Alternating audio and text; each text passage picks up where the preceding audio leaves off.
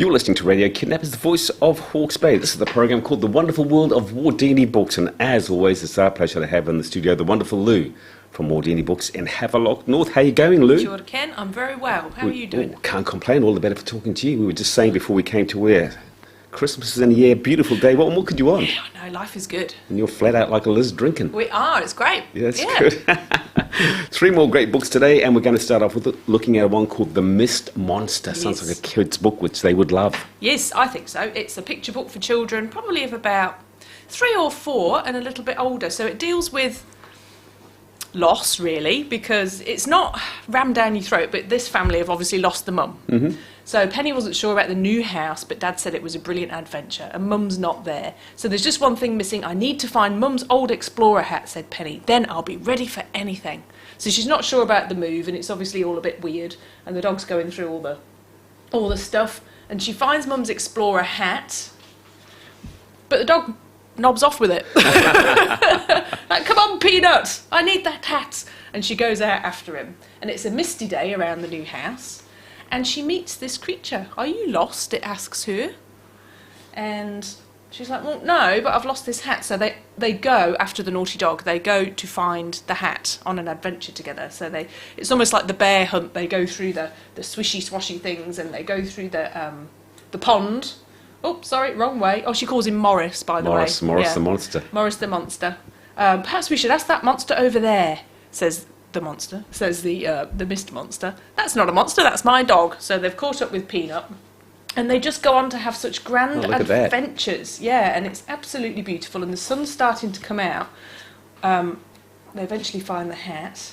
And of course, when they become great friends, so Penny has got over the moving of the house, she's found a friend, and that's wonderful, but of course, you and I know he's not going to be around forever because he's made from mist. Yes. Yeah. Look, the mist is clearing, oh, so it is, said Morris, and he sounded a little sad. So off she goes, they found the hat, and she's all happy, and off she goes to bed and dreams about her wonderful new friend. But the next day she can't find him because it's a beautiful sunny day.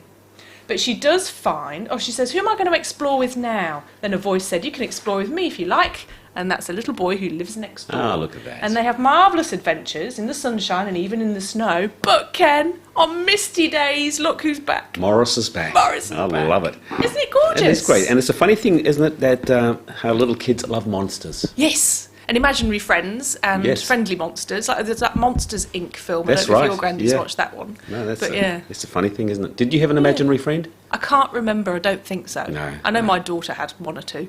That's good, isn't it? An ant. She had Anthony Ant. Tell us about the Summerset Tsunami. Yes, here it is. I don't actually have it in my hands because I've given it to Kat at work.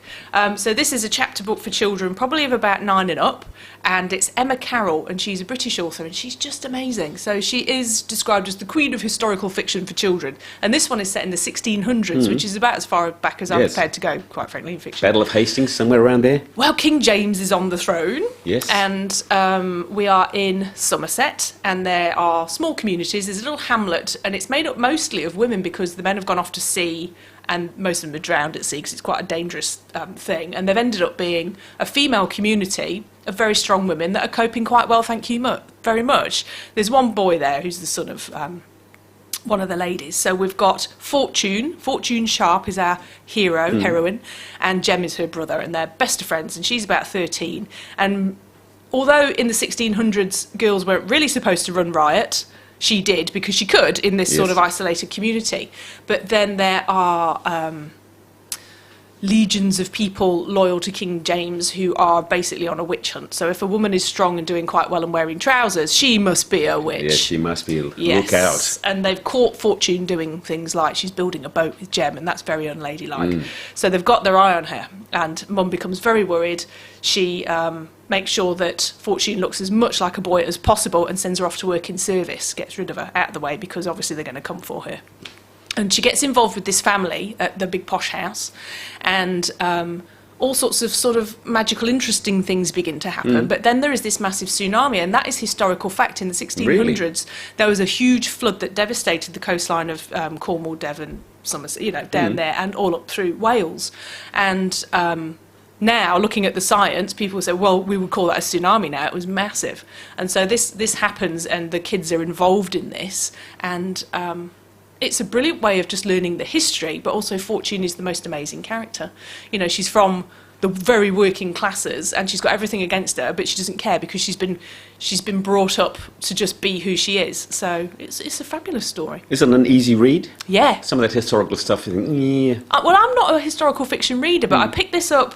I was at the hairdresser's, you know, I was going to be there sometime, and I started it, and then I read it for a few hours, and then took it home and finished it that evening. So I just read it in a wanna, really. Oh, that's great. It was great, very exciting. And our last book is called Girl, Woman, Other. Yes, so this is the winner of the Booker Prize, which Bernardine Evaristo had to share with Margaret Atwood. So they broke all the rules. Yes, but they broke their own rules. They said they'd never do that, and then they did. But we won't even go into that. Yeah. But this one is absolutely amazing. So it's a very well-deserved winner of the Booker Prize. So it deals with 12 women, and we're mostly in London, and they're mostly black women. And so it's stories of immigration and feminism and racism and prejudice and all these things, but mixed race marriages as well, and how that's affected the women that grow up in that way, and black soldiers coming over in the 1940s from America, impregnating women and buggering back off to America, where the girls thought, oh, I'll have an American husband and off I'll go, but no, they just stuck with the baby.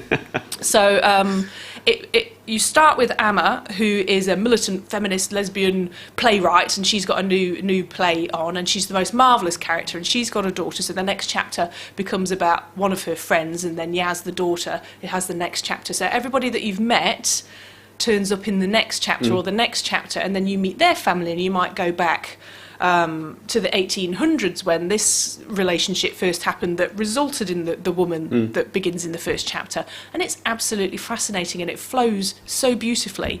And there's stories of rural farmers, and there are stories of bright light cities and Nigerian relations and all sorts of things. It's just brilliant. What would you give that, 10? Yeah, 10 out of 10. 10 out of 10. It's a fabulous book. Now, a book written by a woman. Is it a book written by a woman for women?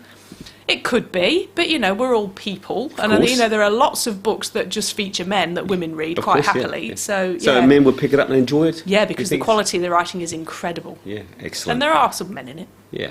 They went back to America, didn't they? Yeah, exactly.